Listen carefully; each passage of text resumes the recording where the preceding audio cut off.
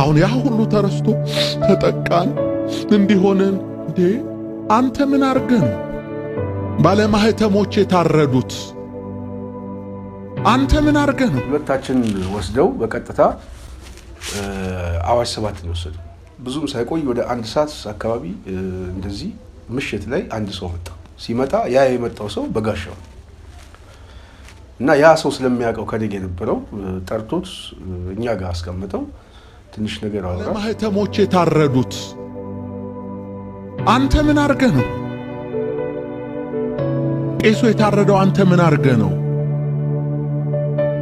ቤተ መቅደሱ የተለኮሰው በእሳት አንተ ምን አርገህ ነው? ወይ አንተ ወይ አባቶች ድሮ ምን አርገው ነው? እኮ 7 ዓመቴ ነው ቤቴ ከተቀመጥኩኝ ሁሉ ነገር ትቻለሁ ምናምን ይላል። አስታውሳለሁ እንደዛ ነው የሚለው።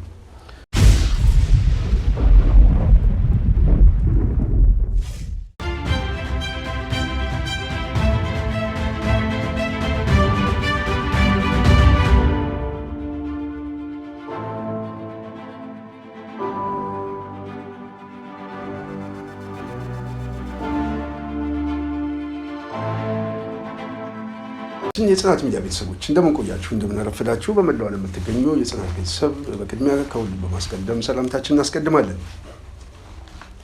ሁሉ ጊዜ እንደምንለው እንግዲህ የጽናት ሚዲያ ተከታዮች ፕሮግራማችንን እየተከታተላችሁ ሀሳብ አስተያየትም እየሰጣችሁ ላይክ፣ ሼር፣ ሰብስክራይብ ማድረጋችሁን እንዳትረሱ ሌሎችን በማዳረስ ከጎናችን እንድትቆሙ እንጠይቃለን። ይሄንን ካልኩኝ ዛሬ በዋናነት የማነሳው 2 ነጥቦች አሉ። ከነዚህ ውስጥ ዋነኛ መነጋገሪያ የማደርገው ፖለቲካዊ አጀንዳ ነው። ሌላው በወቅታዊ ጉዳይ ላይ ከአንድ ግለሰብ የተሰጠ አስተያየት አስመልክቶ በሱ ጉዳይ ላይ ትንሽ እናወራለን። ብዙ ትኩረት ግን አንሰጠው። ዋናው ጉዳይ ፖለቲካዊ እና አሁን እየተከሰተ ያለው በጣም አንገብጋቢ ጉዳይ ላይ ማተኮሩ የተሻለ ነው ብዬ አስባለሁ። መረጃው ሳስቀድም ይሄ ግለሰብ እንግዲህ በኢትዮጵያ ኦርቶዶክስ ተዋሕዶ ቤተክርስቲያን በስብከተ ወንጌል ውስጥ የሚታወቅ ሰው ነው። በጋሻው የተባለ በጋሻው ደሳለኝ እንግዲህ ይሄ ሰው በጣም አነጋጋሪ የሆነ አጥንት ሰባሪ፣ ምናልባትም ወንድ ካለ ወንድነትን የሚፈታተን ንግግር ነው የተናገረው። ይሄ ንግግር ዝም ብሎ የሚታለፍ ሳይሆን ጊዜውን ጠብቆ ምላስ የሚያስቆርጥ ምናልባት በተናገረው ልክ ዋጋ ሊያስከፍል የሚችል ነው ብዬ አስባለሁ። ምናልባት በጋሻው ደሳለኝ ላይ ዝም ብለን የምንተው ነው ብዬ አላስብም። በግሌ የተናገረው ምንድን ነው የተናገረው? 2 ነጥብ ተናግሯል። አንደኛው ካሴት ተቃጥሎብኛል። ከዚህ በፊት ሻሸመኔ ሚካኤል ቤተክርስቲያን ካሴት ተቃጥሎብኛል። እነዛ ካሴት ያቃጠሉት ንጹሃን የተገደሉበት ጊዜን ፍርድ ያገኙ። ስለዚህ የኔ ካሴት እንደተቃጠለ አልቀረም፣ እነሱም ዋጋ ከፈሉ ብሎ የተናገረበት በጣም የሚያሳዝን ከሱ ካሴት በላይ የሰው ልጅ ህይወትን ምናልባት ይሄንን ንግግር የሟች ቤተሰብ ሲሰሙ እንዴት ሊቃጠሉ እንደሚችሉ ግልጽ ነው እና በተናገረው ልክ ደግሞ ምናልባትም እሱ ላይ ሊደርስበት የሚችለው አደጋ የሞቱት ሰዎች ላይ እንደተሳለቀው ወደ እነሱም ሊሄድ ይችላል፣ አይታወቅም። ምክንያቱም አሁን እንደዚህ አይነት ንግግር መናገር በራሱ ዋጋ ያስከፍላል። አገር ቤት ውስጥ የብልጽግና መንግስት አይቆጣጠረው፣ ስርዓቱ እየፈረሰ ነው። ብዙ ያልታወቁ ኃይሎች አሉ፣ ብዙ ሰዎች አሉ። አዲስ አበባ ላይ ቢቀመጥም የትኛውም አካባቢ ላይ ሰዎች በደቂቃ ውስጥ ኢንፎርሜሽን የመለዋወጥ እድሉ ስላለ በዚህ ንግግሩ ዋጋ ቢከፍል ይሄ ሰው ምን ሊሆን እንደሚችል ራሱ አለማሰቡ በጣም ይገርመኛል። ለማንኛውም የተናገረውን እንስማ እስቲ። ለመጀመሪያ ጊዜ ካሴቱ የተቃጠለው ሻሸመኔ ቅዱስ ሚካኤል ቤተክርስቲያን ነበር።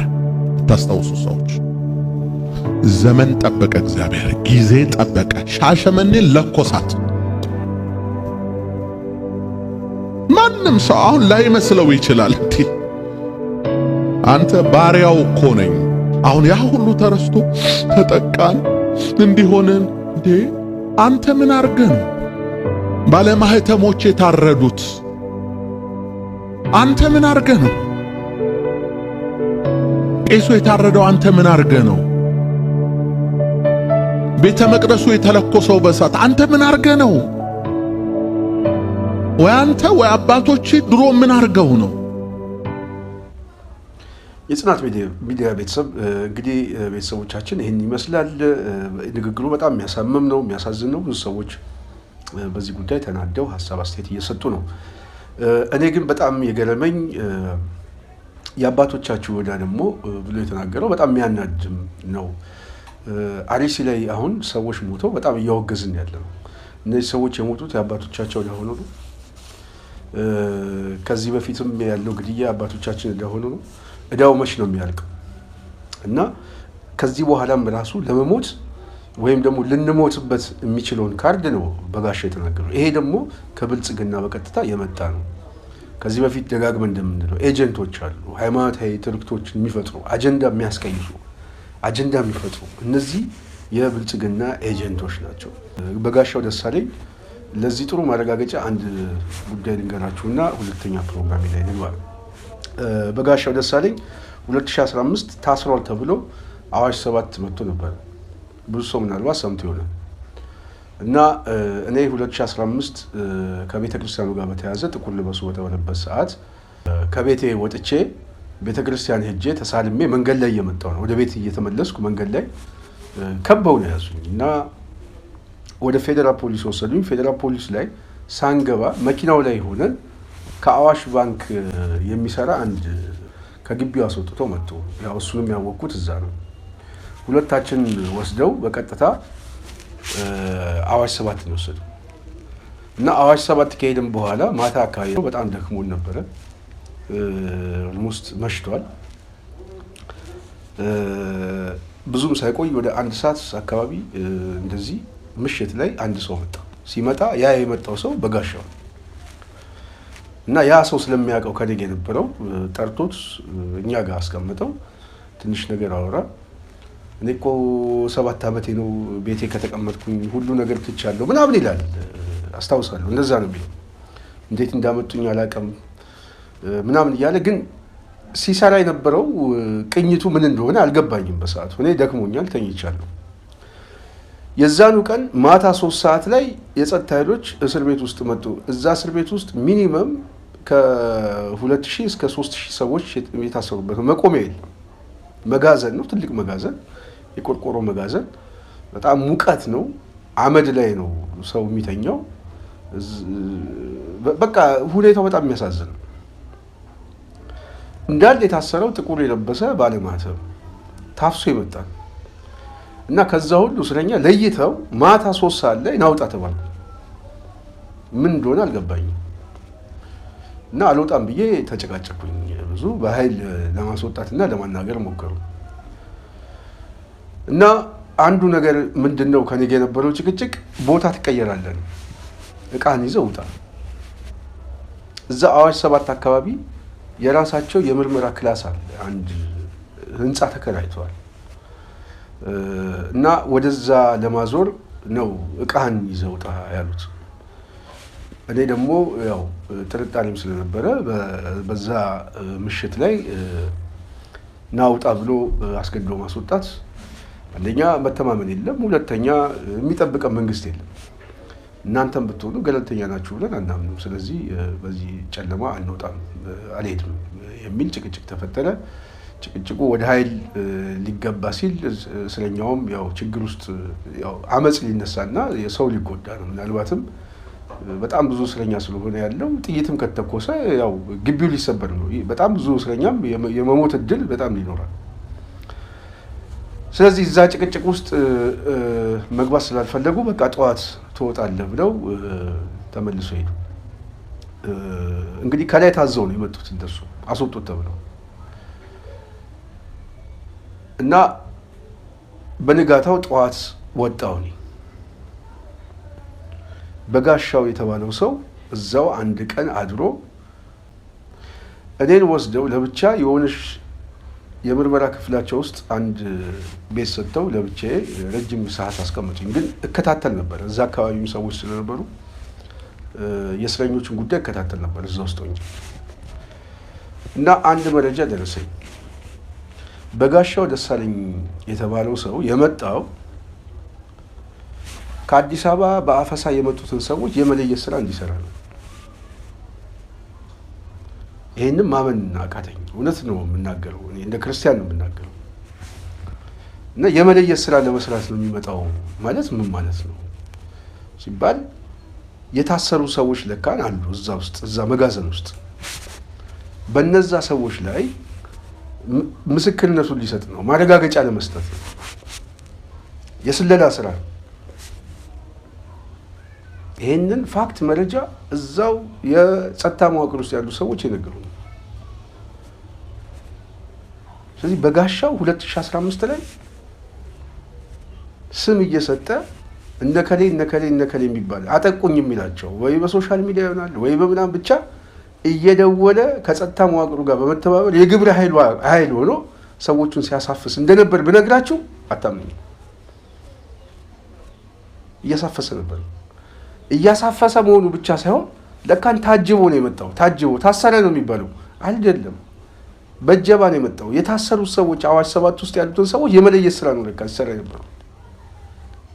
እና ይሄ መረጃ ቢኖረኝም መረጃው ፋክት ግን ስለመሆኑ እርግጠኛ ስላልነበርኩኝ በሰዓቱ እና የዚህ የቤተ ክርስቲያን ኬዙም በተወሰነ መልኩ እየቀዘቀዘ ሄዶ አጀንዳው ታጠፈ። በተለይ ነሳዊሮስ ምናምን ያው በአቋራጭ ሲገቡ የህዝቡ መዳከም ሲፈጠር አጀንዳው እየሞተ መጣ እንጂ በጣም አነጋጋሪ የሆነ ጉዳይ ነበር። ሁለተኛ ይህንን አጀንዳ የምናወጣበት ይሄን መረጃ የምንልክበት የሁኔታ ዝግ ስለነበረ ብቻችን ጨለማ ቤት ውስጥ ነው ያለን። ግን በጋሻው ደሳለኝ ይህንን ፋክት ስነግራችሁ ምናልባት በሂደቱ ላይ የሚያውቁ የጸጥታ መዋቅር እዛ ውስጥ በተለይ በምርመራ ውስጥ የነበሩ ሰዎች የተለያዩ በጥበቃ ውስጥ የነበሩ ሰዎች አንዳንድ ሰዎች ያውቁታል። ብዙ አልቆየም። ዋና ስራው ግን የመለየትና ሰዎችን የማሳፈስ ስራ ሲሰራ ነበር። ይሄ ሰው ታዲያ ምን ነበረ ከዛ በኋላ ስራው ለሚለው ማረጋገጫ አሁን ሰሞኑን ነው የተናገረው። ትላንትና እኔን ስታቃጥል ነበር፣ አንተ መቃጠልህ ትክክል። ለመጀመሪያ ጊዜ ካሴቱ የተቃጠለው ሻሸመኔ ቅዱስ ሚካኤል ቤተክርስቲያን ነበር። ታስታውሱ ሰዎች፣ ዘመን ጠበቀ፣ እግዚአብሔር ጊዜ ጠበቀ። ሻሸመኔ ለኮሳት። ማንም ሰው አሁን ላይመስለው ይችላል። አንተ ባሪያው እኮ ነኝ። አሁን ያ ሁሉ ተረስቶ ተጠቃን እንዲሆንን እንዴ አንተ ምን አርገህ ነው ባለማህተሞች የታረዱት? አንተ ምን አርገህ ነው ቄሱ የታረደው? አንተ ምን አርገህ ነው ቤተ መቅደሱ የተለኮሰው በሳት? አንተ ምን አርገህ ነው? ወይ አንተ ወይ አባቶች ድሮ ምን አርገው ነው? የኔን ካሴት ስታቃጥል ነበር። አሁን አንተ ጊዜ ፈርዶ እየተቃጠልክ ነው። አባቶቼ ዋጋ ባስከፈሉት አንተ አሁን ዋጋ እየከፈልክ ነው የሚል ንግግር ሲናገር እንደዚህ አይነት ጥላቻና በቀል እንደነበረው እርግጠኛ አልነበርኩ። እና ለካንም ያንንም ቢሆን ይሄ ሰው ሲያሳፍስ እንደነበረ ግልጽ ነው። የግብረ ኃይል መኮንን ሆኖ ሲበቀል ነበር በዘመቻ በአፈሳ።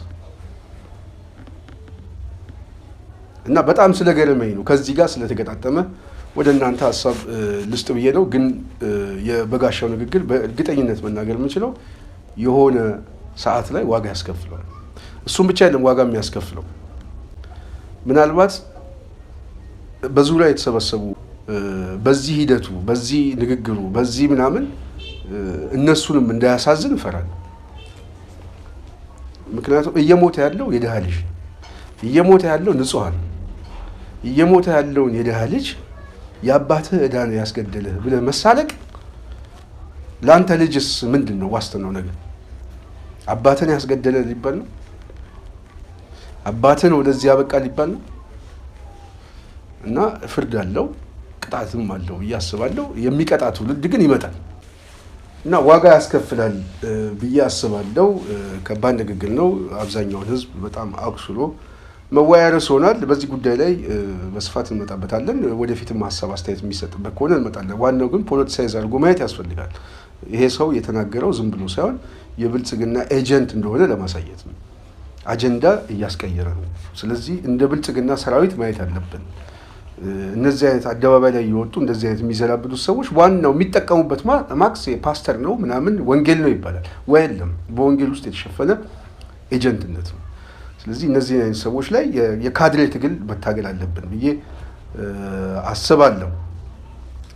ወደ ሁለተኛው አጀንዳ ልሄድ።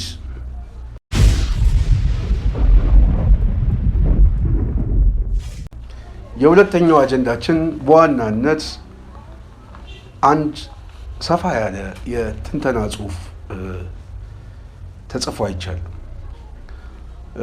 የጻፈውን ከምነግራችሁ ከጽሁፍ ውስጥ የወሰድኩትን ርዕስ ላስታውስ።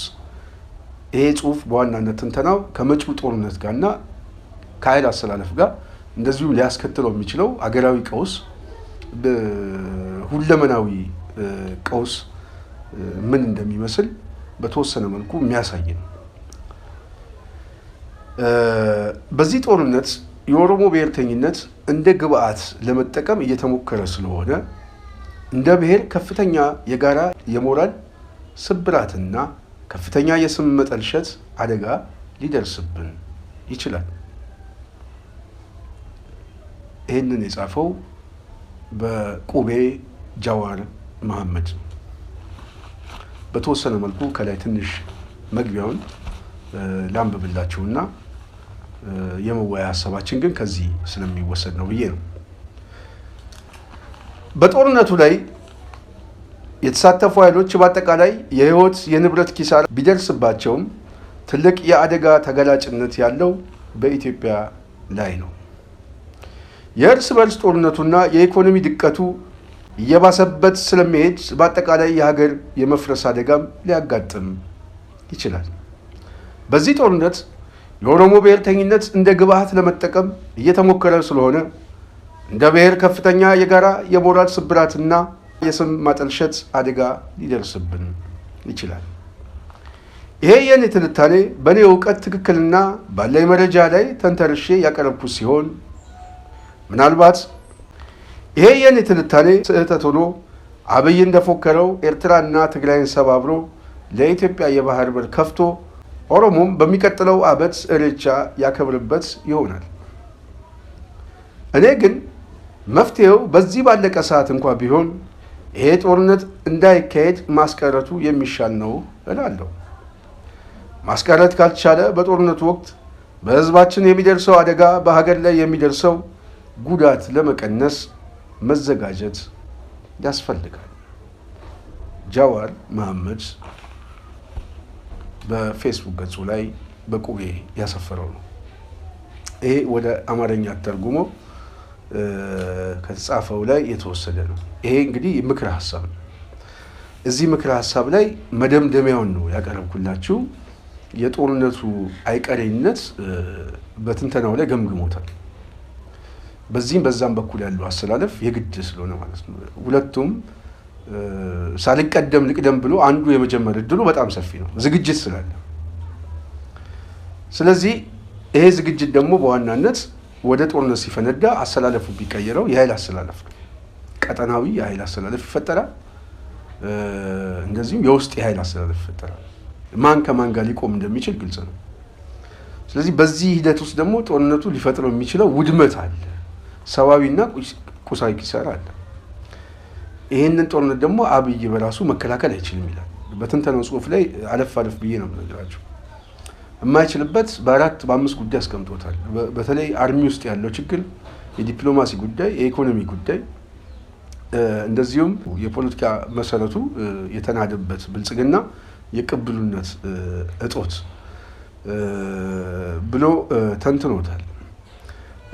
እንደዚሁም የመሳሪያ ጉዳይ ነው። የመሳሪያ የኃይል ብልጫም በተወሰነ መልኩ ኤርትራም አብይ አህመድ ያለው ድሮን እና ዘመናዊ መሳሪያ ከተለያዩ ሀገሮች ከግብፅም ጀምሮ ስለሚያገኝ የኃይል ብልጫ ሊያዛባ ስለሚችል በአጠቃላይ ፖለቲካዊ፣ ወታደራዊ ቅብልነት የሌለው እንደዚሁም ደግሞ የተዳከመና በጣም እየተንኮታኮተ የመጣ የኢኮኖሚ ጉዳዩን ጠቃቅሶ ይሄ አገዛዝ ወደ ጦርነት ቢገባ የመሸነፍ እድሉ ወይም ደግሞ ያላሰበው አደጋ ሊደርስበት እንደሚችል ገምግሟል።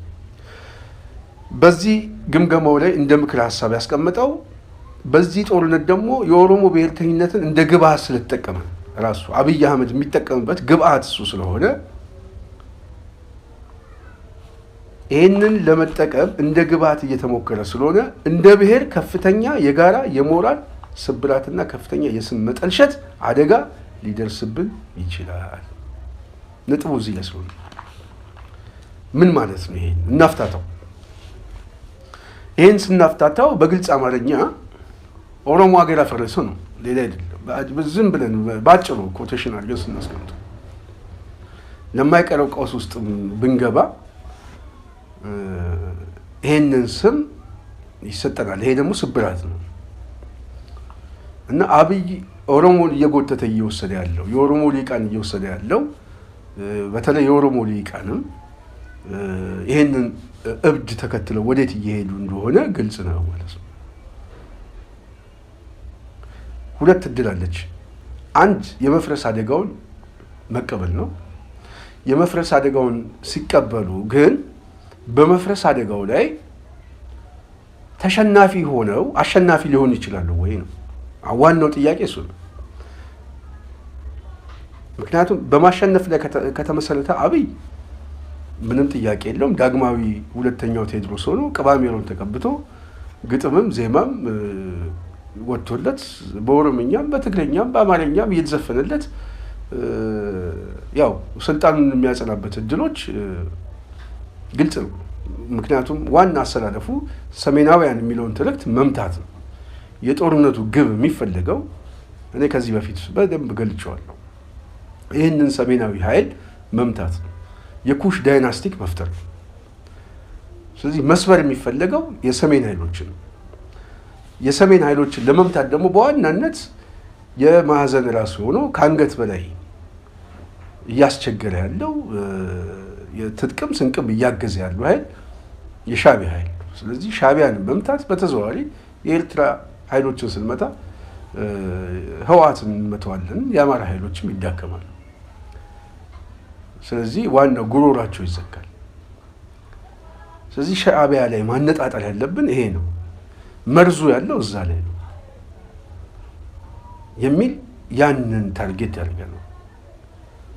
ስለዚህ ያንን ማድረግ ከቻለ የአብይ ጉልበት የአብይ አቅም በዛ ደረጃ ሄዶ ማድረግ የሚችል ከሆነ ኤርትራ እንደ ሀገር የመፍረስ እድሏ ሰፊ ነው ማለት ነው። ኤርትራ እንደ ሀገር ደግሞ የመፍረስ እድሏም ሰፊ ሲሆን ቀጠናው ላይ ሊፈጥረው የሚችለው የኃይል አሰላለፍ ያልተረጋጋ የተራዘመ ጦርነት ነው፣ ሁሉን አቀፍ ጦርነት ነው። ምክንያቱም ብዙ እጆች ብዙ ኤጀንቶች ይገባሉ። አያልቅም፣ በአጭር ጊዜ የሚያልቅ አይደለም። በተመሳሳይ የአብይ አገዛዝ ውጤቱ የሚያሸንፈው ከሆነ የውስጥ ኃይሎችም ተባብረው ይሄ ሰሜናዊ ትርክትም ይዞ መጥተው በሁሉም አካባቢ ላይ የኃይል ብልጫ እየወሰዱ ሲመጡ እንደውም የበለጠ የሚያጠቁት ሁኔታ እየሰፋ ሲመጣ ያለው ብቸኛ አማራጭ የሲቪል ዋር ማስጀመር ነው። የእርስ በርስ ጦርነቱን ያስጀምረዋል። የከተማ ጦርነት ነው የሚያስጀምረው። ስለዚህ በዚህ ሁኔታ ውስጥ ደግሞ ማን ነው አትራፊ የሚሆነው ከተባለ የበለጠ እንደውም ለነጻነት የሚታገሉ ኃይሎች አጥቅተው የመምጣት እድላቸው በጣም ሰፊ ነው። ስለዚህ ይሄ ሰሜናዊ ትርክቱ ደግሞ ተስቦ ወደ መሀል ሀገር ሲመጣ እንደ ሀገር የብተናውን ሁኔታ በጣም ይፈጥናል ማለት ነው። እሱ ብቻ አይደለም። ይሄ የፖለቲካ አስተሳሰብ እየተሸነፈ ሲመጣ ምናልባት እመሸግበታለሁ የሚለው የኦሮሞ ማህበረሰብ ውስጥ ቢገባም የመትረፍ እድል የለውም፣ ህዝቡን ከማስጨረስ ውጭ ማለት ነው። እዛው ምሽግ አድርጎ ያው የተራዘመ ጦርነት ጉሬላ ፋይተር ውስጥ ገብቶ ከመቆየት ውጭ ሌላ ምርጫ የለውም። አሁን የፋኖ እንቅስቃሴ እንደሚያደርገው ነው የሚሆነው። ብልጽግና መጨረሻ ላይ ጉሬላ ፋይተር፣ እሱም ደግሞ ልብ ካለ በዛ ደረጃ ልብ አላቸው ብዬ አላስብም። ብዙዎቹ ምናልባት እጃቸውን እየሰጡ ወደ ኤምባሲው ምናምን የሚገቡ ናቸው። ግማሹ አገር ጥሎ የሚወጣ ነው እንጂ ጫካ ገብቼ ምናምን ለህዝቤ እታገላለሁ ብሎ የሚያስብ የለም። ስለዚህ የተራዘመ ጦርነት አደርጋለሁ ብሎ የሚያስብ እስከሌለ ድረስ ዳፋውን የሚጥሉት ህዝቡ ላይ እና አገሪቱ ላይ። ስለዚህ ፖለቲከኛው የገመገመበት ግምገማ በተወሰነ መልኩ ነው የምጋራው። የስነ ልቦና ስብራትም ይደርስብናል። ምክንያቱም አገሪቷ ለከፍተኛ ቀውስና የእርስ በርስ ጦርነት ከመውደቋ በላይ የመፍረስ አደጋም ሊገጥመን ይችላል። በህዝቡ ውስጥም የሚፈጥረው ከፍተኛ የሆነ የሞራል ስብራት እና ስም የመጠልሸት ጉዳይ ከባድ ነው። ከባድ አደጋ ይገጥመናል ያለው ይሄ ግልጽ ነው። ይሄ ግልጽ ነው። ስለዚህ ምንድነው መፍትሄው? መፍትሄው ምንድነው ከተባለ መፍትሄው ግልጽ ነው። መፍትሄው የአብይ የጦርነት ይሄ የውቃቤ መንፈስን በማስታገስ ቁጭ ብሎ ከሚመለከተው የውስጥ ኃይሎች ጋር ሁሉን አቀፍ ምክክር፣ የድርድር እና ስልጣኑን አስረክቦ ሁሉን አቀፍ የሽግግር መንግስት የሚመሰረትበት ሂደትን መፍጠር ነው። ያ ካልሆነ ግን ውጤቱን እያሰፋው ነው የሚመጣው። ውጤቱ ደግሞ ቀውስ ነው። ቀውሱ ደግሞ የሚፈጥረው ደግሞ አገር መፍረስ ነው በውጤት ደረጃ። ስለዚህ አብይ አህመድ ለወደብ ተነስቶ ምን ያጣል? ምናልባትም ጀዋር ራሱ እንዳለው ከፍተኛ የሆነ የፖለቲካ ስብራት የሚያስተናግድበት እንደ ማህበረሰብም ቀውስ ውስጥ የሚገቡበት ሁኔታ ሊፈጠር ይችላል። ስለዚህ ይሄንን በደንብ እየተረዱ የሁኔታ ትንተና ተሰጥቷል። የመጨረሻ ላይ ግን ምንድን ነው የሚለው ጀዋር ይሄ ጉዳይ ማስቀረት ካልተቻለ ነው የሚለው ጦርነቱን ማስቀረት ካልተቻለ በጦርነቱ ወቅት በህዝባችን ላይ የሚደርሰውን አደጋ በሀገር ላይ የሚደርሰውን ጉዳት ለመቀነስ መዘጋጀት ያስፈልጋል። እኔም በተደጋጋሚ የምናገረው ይሄ ኦህዴድ ከተሸነፈ በኋላ ሽንፈቱን ለማካካስ ሽንፈቱን ሂሳብ ለማወራረድ የሚፈልገው 1 2 3 ብሎ የጠላት ካታጎሪ ያስቀምጣቸው ህዝቦች ላይ ነው። ስለዚህ ህዝቡ መዘጋጀት ያስፈልጋል የምንለው ለዚህ ነው። ዝም ብሎ መቀመጥ አንዳንዱ ሰው እኔ ምን አይነት መደንዘዝ እንደሆነ አላውቅም። ዝግጅት ያስፈልጋል። ዝግጅት የሚያስፈልገው ላለመጥፋት። ምክንያቱም አሁን ያለው አስተላለፍ በጣም ከባድ ስለሆነ ነገሮች እየተለወጡ እየመጡ ነው። ነገሮች እየተለወጡ ሲመጡ ያልተዘጋጀ ህዝብ የመጎዳት እድሉ የመቀደም እድሉ በጣም ሰፊ ስለሆነ ስለዚህ ይህንን ማሰብ ያስፈልጋል ብዬ አስባለሁ። የጽናት ሚዲያ ቤተሰብ ዛሬ ባጭሩ ወደ እናንተ ሀሳብ አስተያየቴን ላምጣ ያልኩት አንዱም ከዚህ ተነስቼ ነው። በሚቀጥለው ከዚሁ ጋር የተያያዘ የተለያዩ ርዕሶችን ያነሳንም በስፋት እናወራለን። ጊዜው አሁን ከዚህ ጋር በተያያዘ የሚነገርበት የፖለቲካ አውድ ስለሆነ ያለው በደጋጋሚ ጊዜ ወደ እናንተ ሀሳቦች እናመጣለን። የዛሬ ፕሮግራም ይሄን ይመስላል። ጽናት ሚዲያን ላይክ፣ ሼር፣ ሰብስክራይብ ማድረጋችሁ እንዳትረሱ እያልኩኝ እኔ በዚህ ያበቃለሁ። ሰላም።